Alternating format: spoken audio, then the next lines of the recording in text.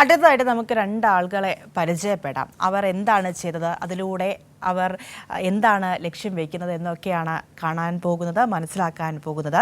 പുതു സംരംഭങ്ങളുടെ വിജയക്കുതിപ്പിന് വഴിയൊരുക്കി കേരളം.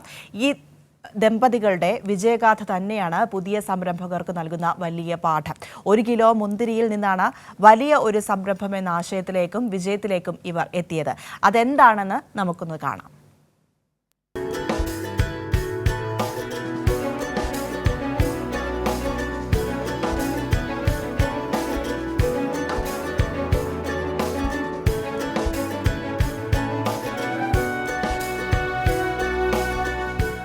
സംരംഭക വർഷം നമ്മൾ ആലോചിക്കുമ്പോൾ ഒരു വർഷം 1 ലക്ഷം സംരംഭം.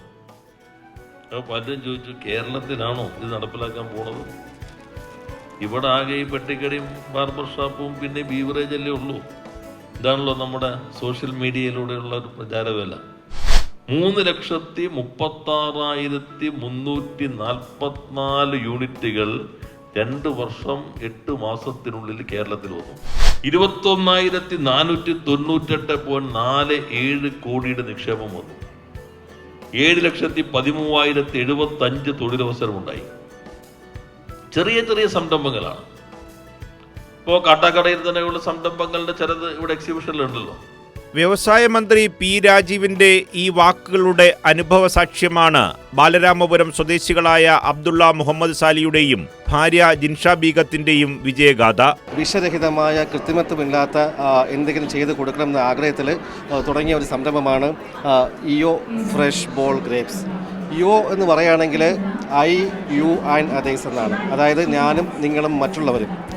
തുടക്കത്തിൽ ഇതിൻ്റെ ലൈഫ് എന്ന് വെച്ചാൽ വെറും 3 ദിവസമേ ഉള്ളൂ. അതും ഫ്രിഡ്ജിനകത്ത് അല്ലെങ്കിൽ ചിൽഡ് പ്രൊഡക്റ്റായിട്ടാണ് ഈ സാധനം ഞങ്ങൾ പുറത്തിറക്കിയത്. ഈ ജ്യൂസ് എന്ന് പറയുകയാണെങ്കിൽ 6 മാസം, 1 വർഷം അല്ലെങ്കിൽ 8 മാസം ഇതൊക്കെയായിരുന്നു ഇവിടെ രീതി. അത് ഞങ്ങൾ ഓരോ കടകളിലും ഓരോ കസ്റ്റമറിനും പോയി കണ്ട് അത് കൃത്രിമത ചേർന്നുകൊണ്ടാണ് അതിൻ്റെ ലൈഫ് കൂടിയതും ഇതിനകത്ത് ഇല്ലാത്തത് കൊണ്ടാണ് ഇതിൻ്റെ ലൈഫ് കുറവെന്ന് എഡ്യൂക്കേറ്റ് ചെയ്ത് വളരെ സ്ട്രഗിൾ ചെയ്താണ് ഇന്ന് ഈ നിലയിൽ ഞങ്ങൾ എത്തിയിട്ടുള്ളത്.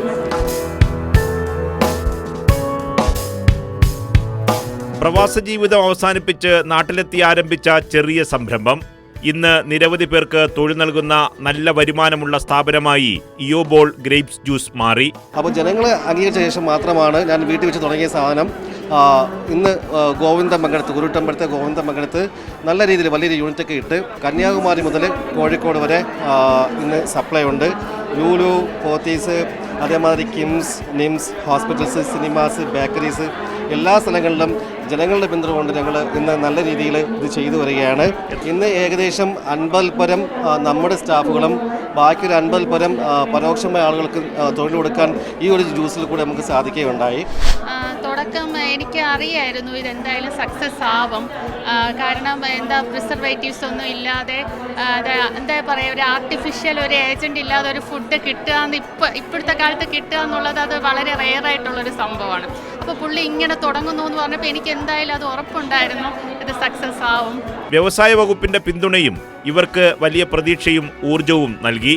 ഒരു 18 വർഷം ഞങ്ങൾ പുറത്തുനിന്ന് വന്ന സമയത്ത് ഇവിടെ എന്ത് നടക്കുന്നു, സർക്കാർ എന്ത് ചെയ്യുന്നു എന്നൊരു യാതൊരു ധാരണയും ഇല്ലായിരുന്നു, എന്തൊക്കെ ലൈസൻസ് നേടണമെന്ന്. അങ്ങനെ ഇരിക്കെയാണ് KSFിനെ കുറിച്ച് അറിയുകയും ഞാൻ ട്രിവാൻഡ്രത്തെ ഡിസ്ട്രിക്ട് ഇൻഡസ്ട്രിയൽ ഓഫീസിൽ പോയിട്ട് KSF എന്ന നമ്മുടെ എന്താ പറയുക സിംഗിൾ വിൻഡോ ചാനൽ ആദ്യം അതുവഴി രജിസ്റ്റർ ചെയ്ത് ഒരു 15 മിനിറ്റ് കൊണ്ട് ലൈസൻസ് അനുമതി കരസ്ഥമാക്കുകയും ചെയ്തു. പിന്നീടുള്ള കാലങ്ങളിൽ അവർ 3 വർഷക്കാലമാണ് പറഞ്ഞത്. പിന്നീടുള്ള കാലങ്ങളിൽ അതിനുവേണ്ടായ ബാക്കിയുള്ള ലൈസൻസുകളും കരസ്ഥമാക്കാൻ എന്നെ KSF വളരെയധികം സഹായിച്ചിട്ടുണ്ട്. കൈരളി ന്യൂസ്, തിരുവനന്തപുരം.